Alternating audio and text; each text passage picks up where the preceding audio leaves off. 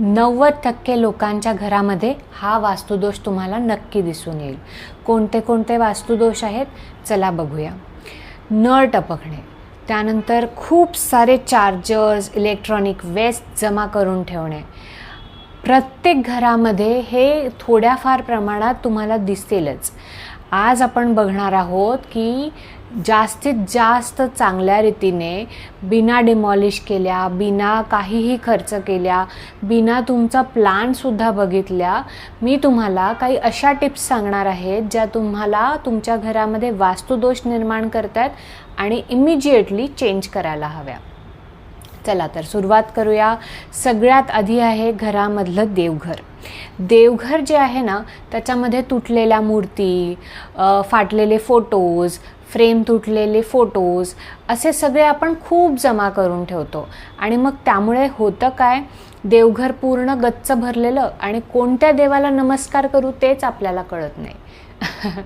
आणि दुसरं महत्त्वाचं म्हणजे काय होतं, एकच देव मल्टिपल फॉर्म्समध्ये, म्हणजे गणपतीची समजा मूर्ती आहे तर एक गणपतीची मूर्ती, मग दुसरी गणपतीची मूर्ती, मग तिसऱ्या एक फोटो, मग चौथा आपण अष्टविनायकला गेलेलो तेव्हाचा फोटो, असे ना बरेच फोटोज आणि बऱ्याच मूर्ती एकाच देवघरात आपण ठेवतो.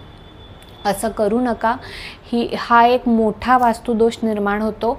आणि फक्त एकच मूर्ती जी तुम्हाला आवडते, ज्याच्यामध्ये तुमची श्रद्धा आहे त्याची रोज पूजा करा. रोज तुम्हाला नमस्कार करायचा, नमस्कार करा, पण श्रद्धेने करा. तुम्ही खूप फोटोज लावले किंवा खूप मूर्त्या ठेवल्या तुमच्या देवघरामध्ये म्हणजे तुम्ही खूप महान भक्त असा त्याचा अर्थ होत नाही. त्यामुळे हा वास्तुदोष तुम्ही लवकरात लवकर दूर करा. जसं आपण म्हणलो की देवघरामध्ये तुटलेले, भंगलेले मूर्तीचे फोटोज आणि बाकीच्या गोष्टी नकोत, त्याचप्रमाणे किचनमध्ये सुद्धा खूप गोष्टी आपल्याला तुटलेल्या, फुटलेल्या, काचेची भांडी फुटलेली, काही गोष्टींचे नटबोल्ट निघालेले, कुकरचे नटबोल्ट निघालेले, तर या सगळ्या गोष्टी आपण तरीही जमा करून ठेवतो. त्यांना दुरुस्त करत नाही, त्यांना फेकतही नाही आणि त्याचा वापर वर्षानुवर्षे होत असतो. तर असं करू नका. ती जी गंजलेली काळी कढाई आहे ती टाकून द्या. ते जे कप फुटलेलं आहे ते टाकून द्या. ज्याचं हँडल नाही आहे ते कप तुम्ही वर्षानुवर्षे वापरताच आहात ते फेकून द्या. अशा गोष्टी ना घरामध्ये मोस्टली किचनमध्ये ठेवल्यामुळे होतं काय की तुमचं जे काही तुम्हाला पुढे काम करायचं आहे त्याच्यामध्ये अडथळे यायला सुरुवात होते. त्यामुळे नक्की हा एक वास्तुदोष तुम्ही तुमच्या परीने आरामात दूर करू शकता. तुटलेल्या आणि फुटलेल्या किचनमधल्या गोष्टींप्रमाणेच बाहेर म्हणजे हॉलमध्ये, बेडरूममध्ये काही गोष्टी आपण वर्षानुवर्षे जमा करून ठेवत असतो. काही कपडे जे आपल्याला होत नाही आणि 10-10 वर्ष आपण सांभाळून ठेवतो. काही खेळणी, मुलांचे पुस्तकं किंवा लहान असतानाच्या काही टॉईज, हे सगळं आपण जमा करून ठेवतो. खूप सारे सॉफ्ट टॉईज असले घरामध्ये किंवा खूप जुनी म्हणजे पुस्तकं ठेवलेली आहेत की समजा मी आता 5वीमध्ये आहे पण तरी माझी नर्सरीची जी बुक आहे ना ती मी ठेवलेली आहे, तर म्हणजे माझं मूल, तर तसं न करता त्या सगळ्या गोष्टी वाइंडअप करा, कोणाला तरी देत चला किंवा गरजू विद्यार्थ्यांना मदत करा किंवा देऊन टाका. पण घरामध्ये बिनाकामाचं काहीही क्लटर नको. क्लटर ही गोष्ट खूप मोठी आहे. खूप पसारा आणि खूप सामान घरामध्ये असल्यामुळे ना डोक्यामध्ये जी क्लॅरिटी असते ना की आता ह्याच्यानंतर हे, ह्याच्यानंतर हे, एक जी फ्लो असतं ते फार बिघडायला लागतं. त्यामुळे क्लटर कमीत कमी ठेवा आणि हॅपी राहा. हॅपी राहण्याबरोबरच काय लागतं, पैसा लागतो. पैसा हा खूप महत्त्वाचा आहे. पण मोस्टली 90% घरांमध्ये जसं मी सुरुवातीलाच म्हणलं, नळ टपकत असतो. 24 तास रनिंग वॉटर, पाणी गळत आहे, बाथरूममध्ये पाणी गळत आहे, फ्लश टँकमधलं पाणी गळत आहे. तर हे सगळं जे पाणी गळणं प्रकार आहे ना त्यामध्ये तुमचा पैसासुद्धा वाहून चालला आहे असं समजून घ्या.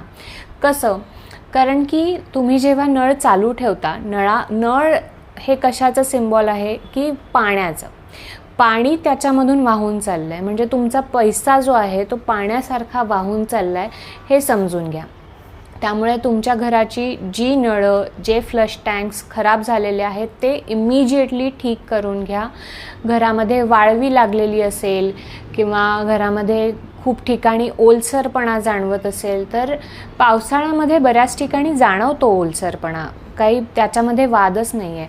पण पावसाळा गेला, उन्हाळा गेला, हिवाळा गेला, पुढचा पावसाळासुद्धा गेला तरी आपण डागडुजी करूनच घेत नाही. पेंट खराब झालेलं असतं किंवा बाथरूममध्ये टाईल्स लिकेज असतात, अशा गोष्टी होतात. घर म्हणलं की त्याच्यामध्ये दुरुस्त्या या असणारच. त्यामुळे तुम्ही या गोष्टींना हलक्यात घेऊ नका आणि नळांची गळती, फ्लश टँकची गळती, वाळवी लागलेली असेल, ओलसरपणा घरामध्ये जाणवत असेल तर या सगळ्या गोष्टींची दुरुस्ती इमिडिएटली करून घ्या. आता परत पसाऱ्याकडे वळूया. पसारा, इलेक्ट्रॉनिक पसारा. काय असतं इलेक्ट्रॉनिक पसाऱ्यामध्ये?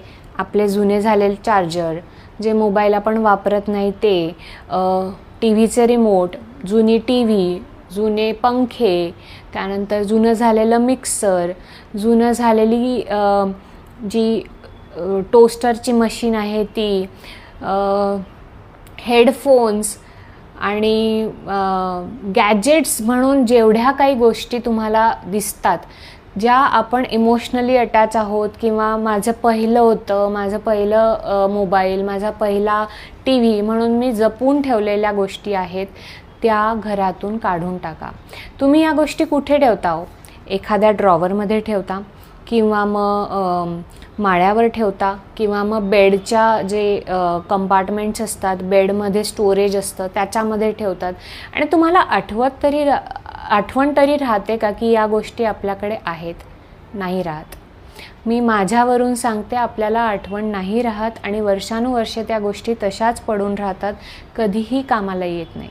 टाकून द्या. घरामध्ये इलेक्ट्रॉनिक वेस्ट जितकं जास्त जमा कराल, जितक्या चांगल्या चांगल्या गोष्टींना डावलून तुम्ही जुन्याच गोष्टी ठेवत बसाल तर मग तुम्हाला त्याचा प्रॉब्लेम होतो. कचरा किंवा पसारा हा जो आहे आपल्या डोक्यामध्ये क्लटर निर्माण करतो आणि आपल्या जीवनात सुद्धा क्लटर निर्माण करतो. तुम्ही एक एक्झाम्पल अजून घेऊया की एक वर्किंग टेबल आहे आणि त्याच्यावरती खूप पसारा आहे आणि तुम्हाला काय कुठे ठेवलेलं आहे, कुठल्या नोट्स कुठे ठेवलेल्या आहेत काही दिसत नाही आहे. आणि एक टेबल आहे जिथे लॅपटॉप ठेवलेला आहे, इकडे नोट्स ठेवलेल्या आहेत, इथे तुमचा मोबाईल ठेवलेला आहे आणि डिसेंट छान ऑर्गनाइज्ड एक टेबल आहे. तर तुम्हाला कुठल्या टेबलवरती जास्त व्यवस्थित काम करता येईल, जास्त प्रोडक्टिवली काम करता येईल? अर्थात जो क्लीन आहे. तसंच आपल्या घराचं आहे. घरामध्ये जेवढा पसारा तेवढंच त्याचं क्लटर आपल्या डोक्यामध्ये वाढतं. त्यामुळे जेवढं कमीत कमी पसारा ठेवाल तेवढं चांगलं होईल. आणि आत्तापर्यंत तुम्हाला हा व्हिडिओ इंटरेस्टिंग वाटतोय आणि तुम्ही बघत असाल तर मला सबस्क्राईब करा आणि कमेंट्समध्ये सांगा तुमच्या घरातला कोणता पसारा तुम्ही हटवणार आहात. अच्छा, अजून एक गोष्ट आत्ताच मला आठवली की देवघरामध्ये ना काही लोक व्यक्तींचे फोटो किंवा मृत व्यक्तींचे फोटोज लावले जातात, गुरूंचे फोटोज लावले जातात. तर जे गुरुच्या स्थानी आहेत त्यांना गुरुसाठी वेगळं एक मंदिर निर्माण करा. पण एकाच मंदिरामध्ये देव, गुरु आणि मृत व्यक्ती असू नये, बिलकुल असू नये. तुम्हाला जर का मृत व्यक्तींचे फोटोज लावायचे असतील तर घरामधली नॉर्थ वेस्ट म्हणजे वायव्य दिशा किंवा साऊथ वेस्ट म्हणजे नैऋत्य दिशेमध्ये तुम्ही घरामध्ये पितरांचे फोटोज लावू शकता. पण मला असं वाटतं की जर आपल्याला डायरेक्शन माहीत नाही आहे आणि आपण उगीच कुठेतरी लावतो आहे तर त्या डायरेक्शनचे त्या झोनचे जे ॲट्रिब्यूट्स आहेत ते खराब करण्यापेक्षा ते लावूच नका. तर अशा प्रकारे आपण पाहिलं की 90% लोकांच्या घरामध्ये काय वास्तूच्या चुका असतात आणि त्या किती इझिली तुम्ही कवर करू शकता, किती इझिली बदलू शकता. यासोबतच आपण पुन्हा भेटूया एनरिचिंग लाईव्स विथ वास्तू.